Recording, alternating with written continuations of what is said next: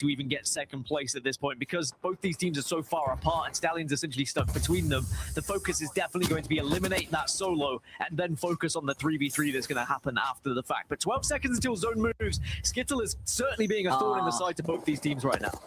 And unfortunately, you know, when we have some changes going in with the Cossack, it's not like you could survive through the enemy Cossack gas, right? Even though we get to feel right at home with Skittles being on the Cossack himself, Unreal Nightmare, keeping an eye on him, still seeing him as a threat. But if they overextend, Elite Esports are just going to hail damage from above. Huntsman doesn't want to get overzealous, even when he's got the car in his hands, but he doesn't have the infinite ammo that we have from the side of Stallions. How is Skittles still alive? Somebody kill this man! Don't let him live so comfortably and easily. He's on a madness to try and stay alive. Who knows? Maybe he can pull off some crazy victory at this point, because EMP comes through and Elite say, you know what, screw it, let's push Unreal. Let's go and capitalize, get the KP that we need off the EMP, but they lose out on Dark. They have to keep their eye still on Skittle, but with Unreal Nightmare staying alive, Stallions, Skittle, don't forget, he's trying to creep up from behind him. One member of Unreal Nightmare is keeping their eyes, and they did lose out on one. Davis was very low because of the caustic gas, and they don't have their own caustic up. Rails now takes it away with Skittles trying to go in, but Unreal Nightmare, they hold their ground, they held their position, and they win game number 1.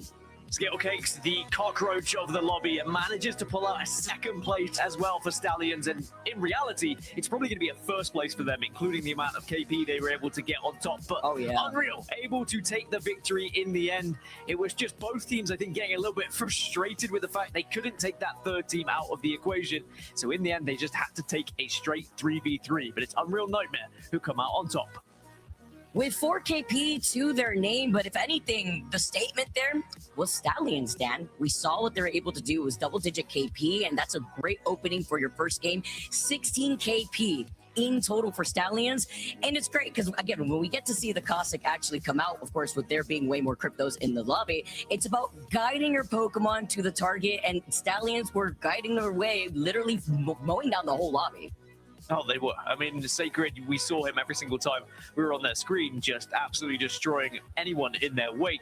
The difficulty is sometimes when you are in a game like that, you just continue to push, you continue to be aggressive, and in the end, you get third party. Someone's going to come along, but look at the amount of points they were able to put on the board. As I said, they are essentially the game winners with 25 points. Even though Unreal Nightmare did win the game, the points total goes to Stallions. Elite Esports also putting 13 on the board, which is fantastic for them. A slow start for a few others. Liquid, of course, one of the big heavy hitters, still on 0. NIP did put 4 points on the board, but that's still a lot lower, and then Falcons only with the 2 as well. But at the moment, it's all about Stallions, and I'm sure they're going to have a lot of confidence going into game 2 here, Ray.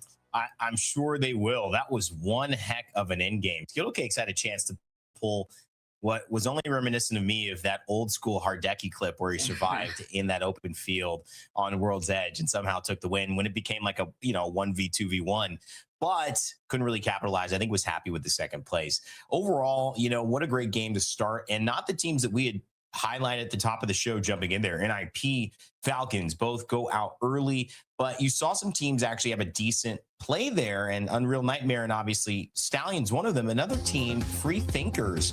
This was actually the highest position they have placed in the entire Pro League split. Remember, guys, over the last 2 days, they took a 17th place and then they took a 13th place. So hopefully, Vicky, that's trending upwards for them starting today well with the 4th place and 6 kills and 11 points. And that's with making the rotation from Oasis, right? We saw how uneasy that was. You do have a Trident over there that you could capitalize off of, and we saw a lot of these teams congregating quickly on that southern side towards Bonsai, but more so out in the opening on the outskirts of Terminal. Absolutely. Free Thinkers, a team that currently, if they keep this up, will be a team we talk a lot about over the course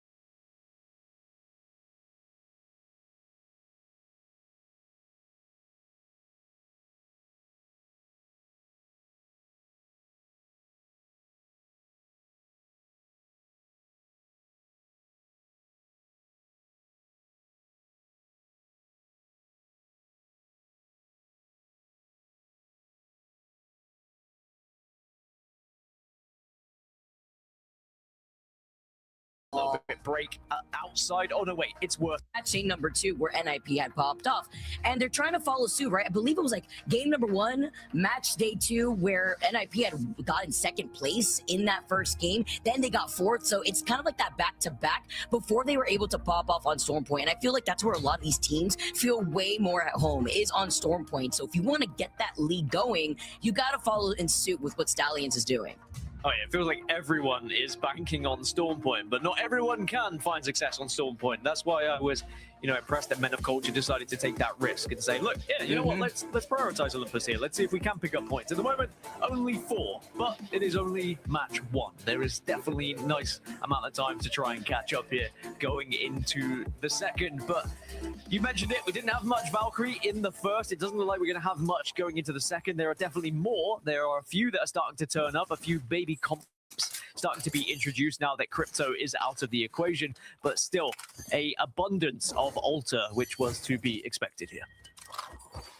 Man, Alter, the reset potential and the band-aid to trying to go in for a push just to see a 3P or 4P and getting a free reset. I mean, that's why we've seen the nerfs coming out for Alter, and it was so necessary.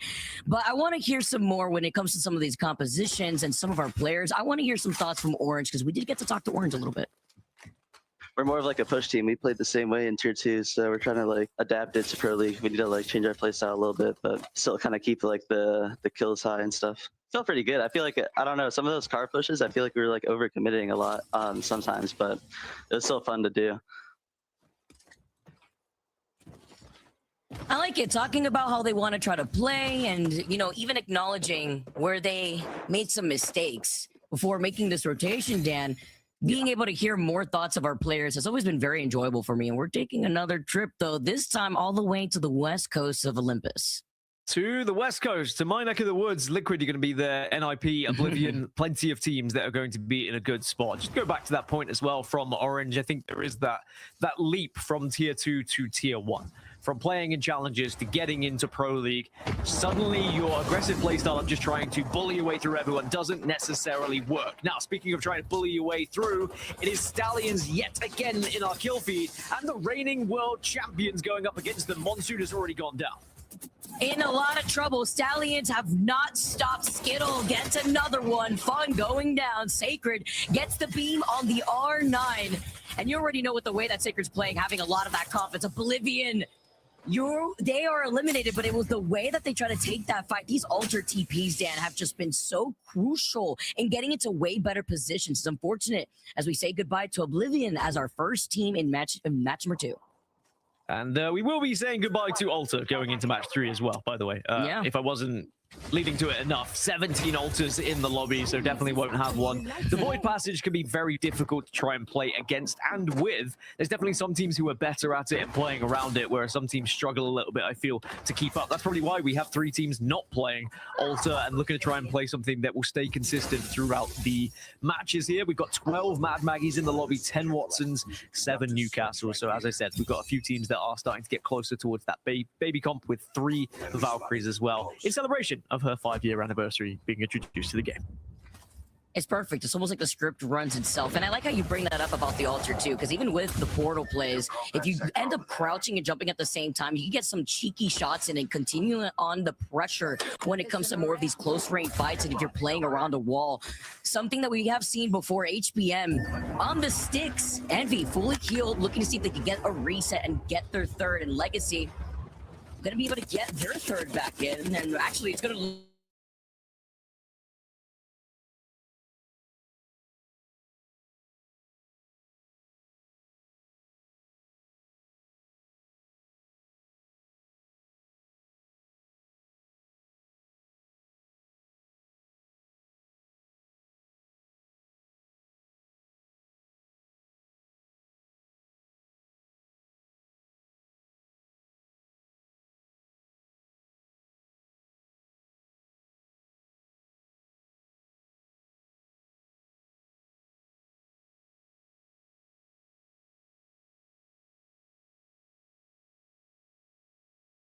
when we get into those final moments of Pro League at the top of the leaderboards. Now, S2 have the bubble on their trident. They're also making their journey through the southern side here. But of course, they're all on whites at the moment, so they really need to get some sort of Evo Harvester to work with.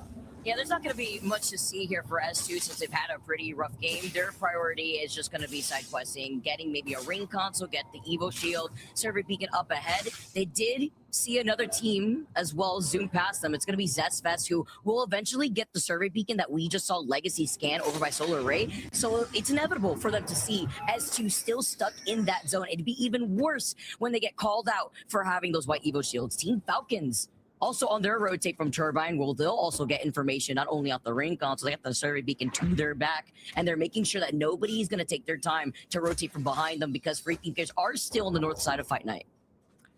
I like how aware Falcons are, though. You know, they're checking every single door. They know that someone could be following in their footsteps, so they're certainly preparing themselves, but they don't know no one's here. They're absolutely fine. They have so much time at the moment. I will say Thuggets are starting to get a little bit closer, as I just mentioned that, because they have a trident of their own. But the real question is whether they'll actually go for the turbine rotation. I imagine they would probably stick around Hammond and then hit the western side, the eastern side of Terminal.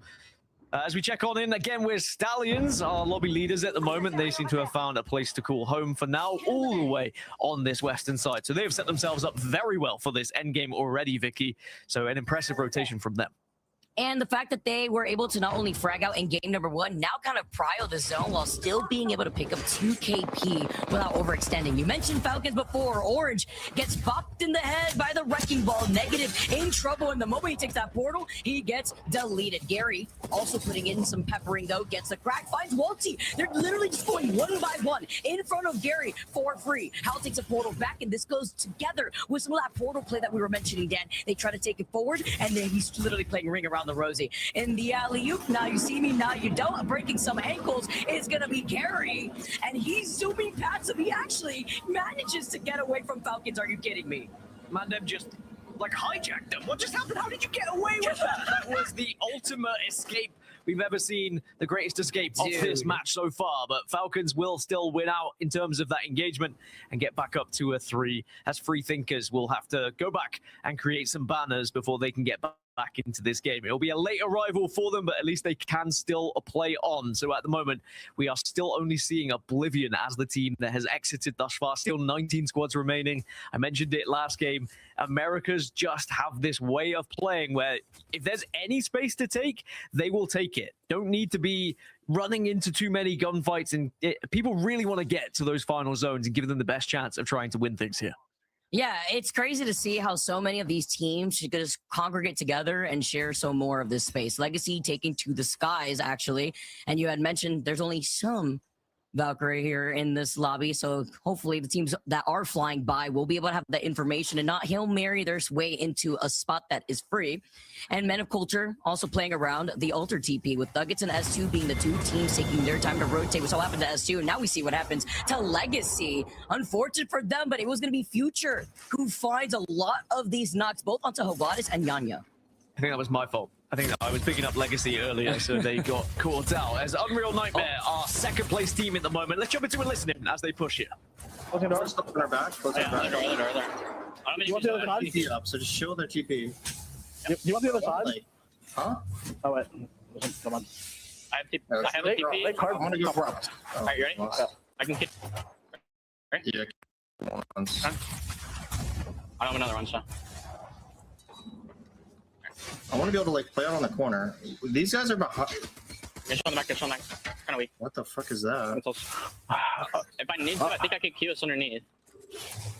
This is my angle. The team is holding out their back. That's kind of fucked. We need to go to the other building and place a gen, Hunt. You need to go place a gen in the other building. I can put a Q for you. Oh. I'm not scanning the team that was behind us. I think that's them in the car. This is them. Let's see. The comms until he gets quiet after getting shot in the back, by the way, by an alternator. That's totally me here when it comes to managing some information for the rest of my team. But they actually back away, and Vlad's going to be able to go on to the other side here, while currently Unreal Nightmare are just figuring out how they want to rotate here, because Panic, Zero, and Sykes are amongst them, and they are literally going to try to contest in through this choke. So do you just call yourself out for being one of those players who doesn't provide information, just asks questions? No. Always providing the information. And then when I feel pressure, no one's looking at wherever those shots are coming, I get real quiet. Yeah, sounds about right. I mean, I think I'm the same, to be honest. As now we check in with Falcons, they are one of the few teams on this northern side. The only other team that are up there with them is the remainder of Free Thinkers after their res. And sadly, I think when Free Thinkers do rejoin this circle, they are going to be greeted by Team Falcons. Real question is, are Falcons aware of their existence? And the answer maybe is yes, because they've been able to get the initial knock. As I say that, though, they've also been able to trade one out. So you need to help Waltzy here, who's in a 1v2 at the moment, but it doesn't matter.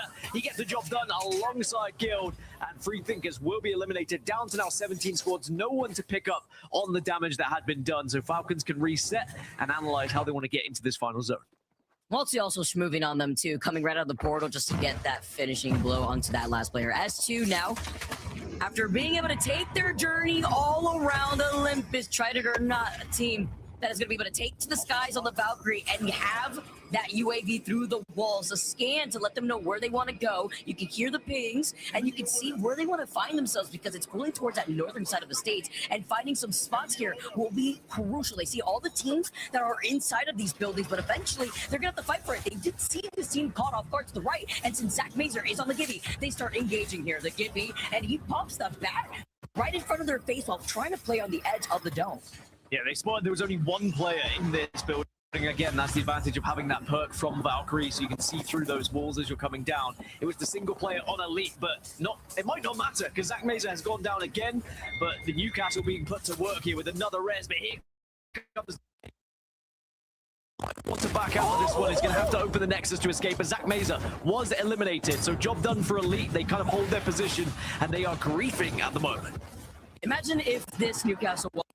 But why would they do that, right? Because they weren't expecting this team to try to push them from the back, and then they get kidnapped? Are you kidding me? The Altar Portals are griefing them. Lord of the Rings, unfortunately, goes down. But Elite Esports, they want to send them this. It's a team that did pretty decent here in the first game. Already have 1 KP after cleaning up Zach. It's up to Dig, though, to play off the plant, and up in a different corner, it gets taken from them. That's at the hands of Legatron as S2 are eliminated. That was KP, gifted from the skies for Elite Esports. Those are the ones that you like to get given, but they did well to not get jumped on and surprised by the team that was landing. Even though it was a solo within that building, the other two very much had eyes on to help. Zone is going to slightly shift away from Estates, or at least from the center of Estates, and we are going to see it move up to that northwest side where Huss are. And actually, this is very good for Team Falcons as well, Vicky, because they were the only team up the north. Thuggets have now made their way around on the western side and might try and consider approaching Falcons' position, but you can see how they've split. One player kind of holding them out at the moment as Unreal Nightmare in a little bit of trouble.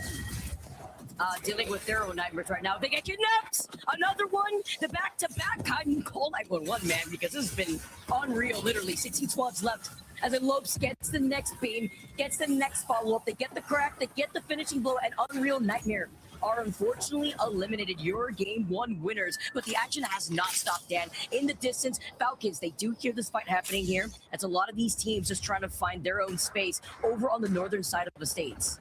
That's how quickly things can turn around in ALGS. You can be a winner, and then the next match you eliminated in the bottom 5. Ruthless here in Americas as Stallions continue to be ruthless themselves as they progress on this southwestern side. It's Team Liquid on the other side of this fight at the moment. Many-Culture have left them. NIP seem to have left it as well. This should be an isolated fight as they get that first knock onto 0, but it might just generate the attention of NIP. They are looking back. Many-Culture coming back as well now, Vicky. I love seeing Albert Lilly at their form here, too. When you see Albert Lilly play with confidence, he is hungry. Blood in the waters before backing away. And Kuriv has that Kraber in hand, the infinite ammo to add.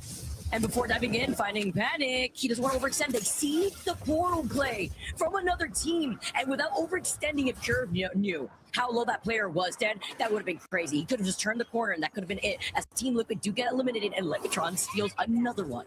NIP just thinking bigger picture, though. They saw the zone was coming in. They saw the amount of teams, and they said, look, we have to move and groove to get into this western side of the zone. Stallions trying to get shots onto Meta as they move away, and somehow, some way, Stallions have stayed healthy off the back of all that. Men of Culture will be eliminated, though, and it means that Stallions go south, NIP go north, and both of them will now end up on the western side of the zone, but they both should be comfortably alive here and will be able to mentally reset.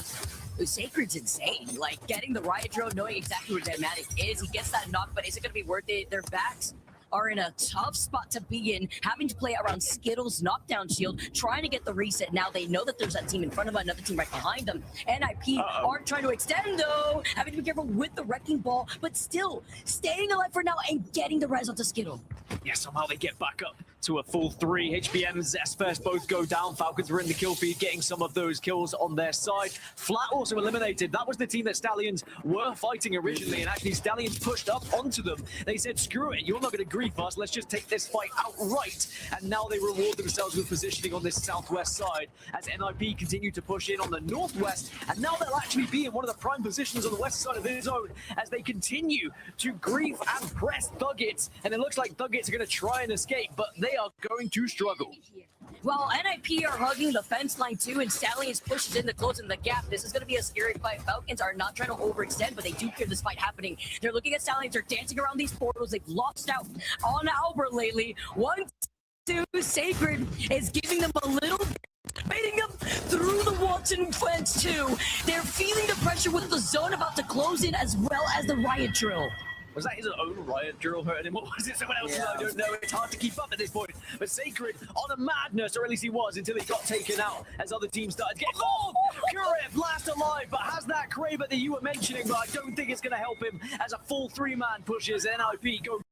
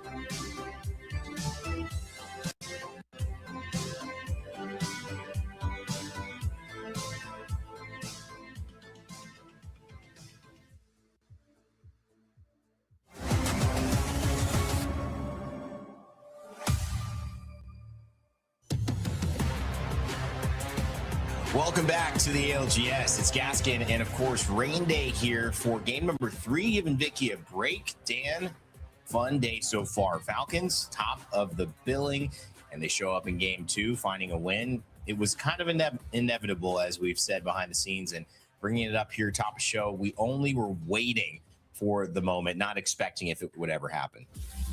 Yeah, thank goodness they did win, because I was like, yeah, you know, it's inevitable. Falcons, we're going to see them pop off at some point. They've been playing mediocre so far. If they played really bad today, I would have looked a little bit like an idiot. So thank goodness that they made me look at least somewhat intelligent, and they are definitely seem to be back at their finest. I say their finest. There is always more from Team Falcons. There always seems to be a higher ceiling that they seem to reach, because they're pushed by the rest of the region. As soon as they are one of the best teams, everyone else starts to catch up and has to push them even further. But a 29-point game, that is not something that to be sniffed at here. They should be very proud of themselves. No, honestly, the other thing that's really impressive to me is Elite Esports. They haven't won, but that's a 3rd place and a 2nd place. I mean, that is a great trajectory for a team who's looking to obviously get wins here today. And when you consider, you know, where they're trying to move forward, being in the top 10, ending in the top 10 when it comes to North America, you know, it's a challenge. So can they keep this up? We will find out. But overall, a great start. Currently sitting in 22nd place, 18th place, and a 10th place. So nice resurgence here from Elite Esports in match day 4. Yeah, a lot of resurgence and can be very important for them. I think the interesting thing, speaking of like Falcons as well, why it's important they get the job done here on Olympus. They were in the position of the POI draft where they were 20th and 21st. So it means that their spot on Storm Point isn't going to be particularly good either, right? That's why I think they tried to capitalize on a better POI on Olympus, because most people were prioritizing Storm Point. So they said, you know what, let's use our first pick. Let's go for Rift. It's one of the better POIs. But when we move over to Storm Point, they're going to be at Northpad, which, don't get me wrong, isn't bad, but they are contested at Trident. So we'll have to see how they do. For now, we are going into Olympus one more time for match 3. Will we see Falcons pop off yet again? Or is it someone else's time to write their own story? Well, we'll find out. Is OnSkin is not here. It's Rainskin. That's right. Sounds so much better. And, Right? and just we gotta keep reminding Mark. It's just it's superior. Okay. One of the things. How do we feel about Gas Set? Gas Set. Wow, that's pretty interesting. I mean, I feel like it could blend in. Feel like a gas set, maybe like something somebody would wear. Is that a clothing item? I don't know. Oh yeah, like a cassette. Yeah, a cassette. Is it a? There we go. Yeah, there it is. Now we're thinking outside the box. That's what Beautiful I like cassette here. they've got on over there.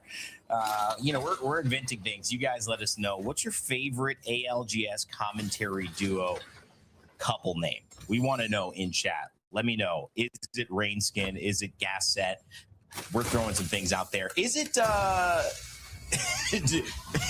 where's the genome Vicky? I was trying to do that off the top, but we'll have to wait for that. You guys let us know here as well. Obviously, Olympus has been fun. We've been jumping into that, Dan, and again, we're going to kick off, you know, this match with a little bit of looting and Huss, as Kimchi has been a pretty funny guy to have a chance to chat with. There's only one right now, and it's going to be free thinkers on Oasis, because they kind of, I mean, like their name suggests, they are free thinkers. They kind of do their own thing. I mean, we've seen they just kind of chase people down in a Trident. As long as we're not a team that they can do that to, we've been fine. Wow, I was just saying that Kimchi's funny to talk to. Apparently, we had talked to him. I mean, it was just perfect correlation. Great job. You didn't even know that it was coming. I mean, production on point. They're able to use any toss they need. Unbelievable. Yeah, I thought you just gave the perfect hand up. I was like, yeah, excellent, Rain Day. That is perfect. Yeah, let's get some Rain Skin on the go here. But yeah, great to speak to Kimchi. What an incredible human being he is. One of my favorite moments from Champs was when Monsoon won. And one of the first people that Monsoon got to see when he was running around the stadium was Kimchi, a previous teammate. And they were able to embrace and just have that moment. And I'm sure that Kimchi would have loved to have been a part of that. But of course, he was a part of the whole story of Monsoon. But now on a different team, of course, on his own team, and we'll see what they can do here today, as we've got some engagements happening at the moment. Legacy have lost Yanya, and it looked like it might be an let's get out of here situation and leave Yanya behind, and we'll get him back later. I just had a chance to hear a little bit about Legacy, and we have some good stuff coming up on Kurev. But mention just, Legacy, some good friends here on this squad, really finding a good vibe together. And obviously they're going to lose Yanya, but Yanya and Jaguares been playing together for so long. Yosi apparently fitting right in. They're going to use that Trident to get away very quickly. Olympus and Stormpoint, it's Trident Day in the ALGS. Both maps that have them, both being played today. So going to be a big part of the matchups and obviously the in-fight encounters that you see as we pass over to Unreal Nightmare, sitting with 17 points in 6th place. How about this comp as well? Wraith, Seer, and Watson. A little bit different, a little bit of flavor to it, but as we've already seen today, sometimes the flavorful comps that are a little bit off meta have found success. Certainly if you can find yourself in certain positions where you can take advantage of their kits. Speaking of taking advantage of kits, the Riot Drill was doing a little bit of damage on that side. It looks like they've been able to avoid it, though. The Thuggets on the receiving end offset damage at the moment as they take Grove Towers. Yeah, and I mean, I do like it. Wraith just gives you mobility on top of what you're hoping for with a Wraith, a Seer, and maybe a Maggie and a Catalyst with what we've seen it paired with. Wraith just giving you that little bit of extra, I'm in a building, now I need to go to another building. Whereas Catalyst, great in open space, but Olympus has so many buildings that playing that is obviously going to give you probably at least a chance to hold it down with a Watson and try to make a rotation. You may be late, there may not be any space to play, but that portal, and especially as it's upgraded now, is definitely going to guarantee you a shot to try to play in there in zone. But as you can already see, just buildings taken, defensive bombardments dropping down onto Monsoon and Blinkster, our champions in the ALGS, and Team Liquid trying to take that building with a Catalyst wall that they're using to move. We briefly saw Falcons in a fantastic position on the east there as well. We'll go back to that in a minute. It's Team Liquid having to kind of back away from this one. It looked like they were going to send it, but Zero took so much damage. It was a retreat option instead. Zero has gone down. They should be able to get him back up unless anyone overcommits to this engagement. Wait, where, actually, I say that. Where is Zero? He's all the way downhill. Finally, okay, they are able to get to him. I was a little bit concerned that maybe he was going to be left for dead. You can see Valkyrie missiles trying to just disrupt here, but they do get Zero back up on his feet, and at least they'll have the chance to reset and reassess this one because they wanted to kind of push over towards Monsoon and the rest of the squad. Yeah, I mean, not like a bad composition by any means. This is pretty much what we've seen be successful with Seer and Maggie. But Catalyst clearly has a few strengths and a few weaknesses, and when you cannot lock off every door to a building and there's still access to it via a hard light mesh that you can break or via something else, she is not going to be able to sustain you inside the same way that a Watson team will. And so you can get sieged. Hemlocks, things like that, they can counter some of Catalyst doors. So you got to be careful when running this. You got to be more aggressive than not, and their Liquid find themselves on the back foot. Stallions here too, not necessarily on the back foot, just trying to set things up and using a Trident inside as well for some extra cover to stop that fence from being shot at, and also maybe just to play behind if they want to get an angle. Just very precise fence lineup there. I was also going to say about Tridents, the development of Tridents over the year. It was a ground vehicle originally. Nowadays feels more like a flying vehicle with how people have learned how to use it and whip their way around the map using grav cannons and using any sort of lifts that project you over and above everyone else. We've seen some crazy clips over the years throughout Apex history, and I'm sure we are going to see plenty more, especially with Olympus now in the rotation here of maps. Speaking of rotations, Legacy are going to be one of the last teams to move in, as are S2. Teams on the eastern side are going to be pretty happy because Zone is going to continue to pull that way. Source Gaming fairly central. NIP also find themselves center zone as well. Yeah, NIP in a good position, albeit one that is coveted by a lot of other teams. It'd be interesting to see what the position is for Stallions when Men of Culture and Unreal Nightmare try to move in. We know Unreal has gotten into these final zones and been effective. I like Falcon's spot the best because they get to keep their backside clean and looks completely forward when they're fighting. They don't have to worry about someone on that eastern side approaching. So that might come in handy here as we jump along with Flat. 20 of our squads jumped in to this match number 3 on Olympus to close it out, and we've still got 20 alive. Yeah, I mean, speaking of keeping your backsides clean, bidets are pretty good for that as well. I knew you were but, going to jump into that. I just had well, a just in feeling. case, I just want to make sure everyone some people would keeps let their that go. backside clean. Just as let well. it be. No, I don't think it. I just think it's great that you brought that up. Thank you for bringing. And that I know to our attention, you're Rainer, big. We're not going to dive into this, but you've got some strong opinions on a clean backside. And again, I am talking about. If you go to I'm Japan, talking about you Falcons use those bidets, positioning. everyone.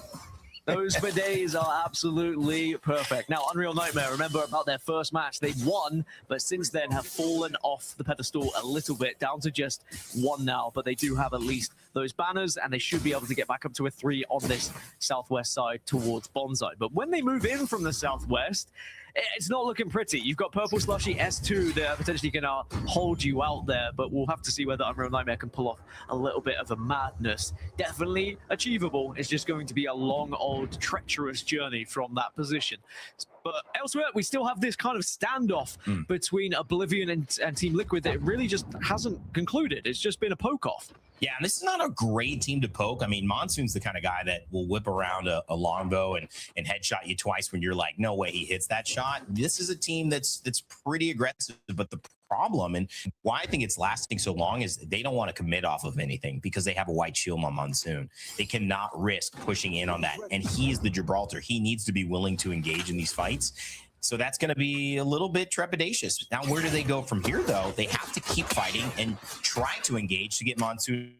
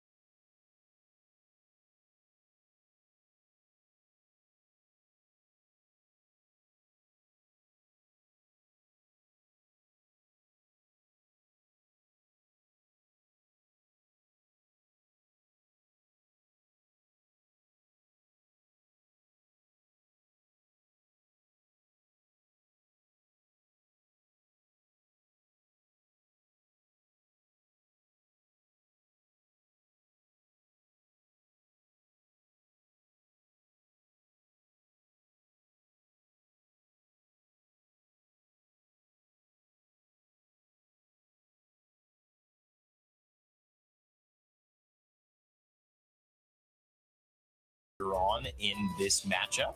Fun to see them have a pretty good performance here as well, Dan. I think this is just a showcase of that America in this lobby here have come to play. Some of the features in these games have been, you know, a little bit quiet over the course of the previous match day. Now everyone seems to be at their fullest potential. I don't know if that's going to keep things even or if we're going to see a breakout in Storm Point. Those 3 games coming up in the second half of our ALGS match day number 4 after this. Sony InZone, the official audio and monitor partner of the Apex Legends Global Series.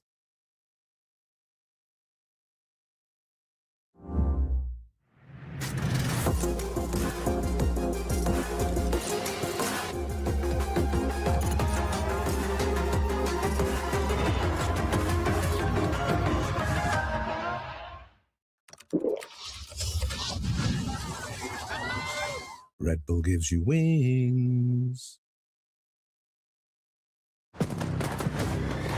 Charged and ready.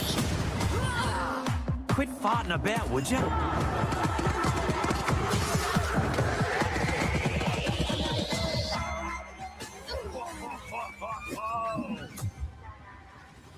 Just give me a shot and I'll shine like the sun. Follow me.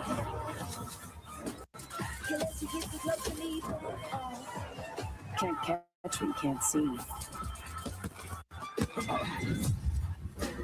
Enemies on here. My light shines bright.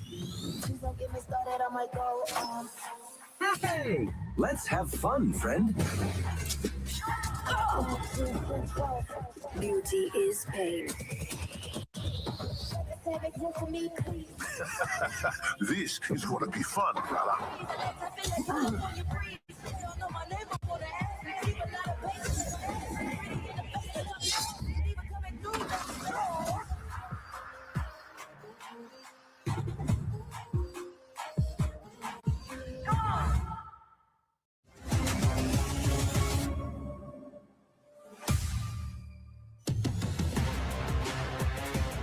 Welcome back to halftime here in the Americas. It's Rain Day, Vicky, and Gaskin ready to continue on a great day so far.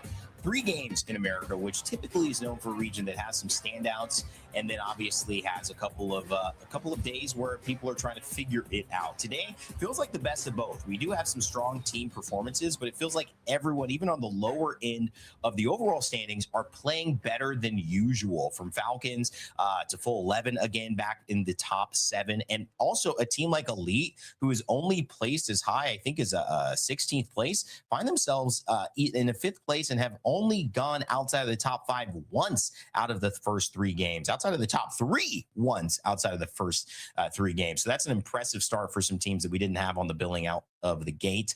Vicky, you weren't here for match number 3, but obviously it was a crazy Grow Towers game that, set up for Nice Guys, Cody Hambino, to win with some pretty good positioning. And I think that's kind of the key. When you find yourself in the spot where you could shoot people who don't really have anywhere to go in open space, you let a lot of the job be done for you.